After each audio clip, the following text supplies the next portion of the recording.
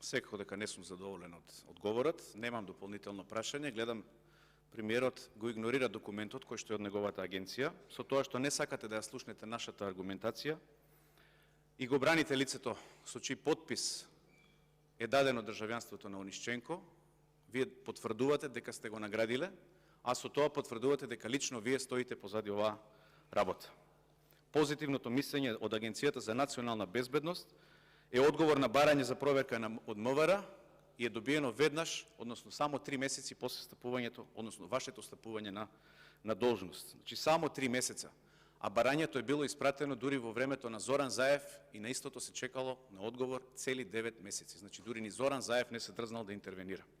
Токму затоа премиерот не дозволи да заврши постапката, односно истрагата за утврдување на одговорност и брзаше да назначи нов директор кој требаше да ја забошоти целата истрага. И кој сега од позиција на прв човек би се истражувал самиот себе си додека бил директор. Каков парадокс, а премиерот овдека ја манипулира јавност. Ова е обична фарса и обид за покривање на вистинскиот криминал и на вистинскиот нарачател.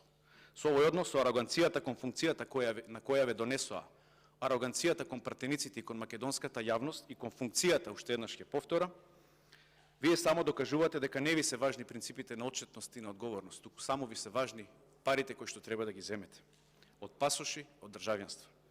Не може за срамот што и го нанесовте на државата, срам каков што сме немале никогаш порано, под ниеден премиер досега, да го изрелативизирате како да не постои и да нема одговорност. Останува неодговорено уште колку такви државјанства се издадени, уште колку такви државјанства ќе се издадат и кој е гарантот, односно кочницата за ова понатаму да не ни се случува. Јас немам дополнително прашање, уште еднаш кажувам.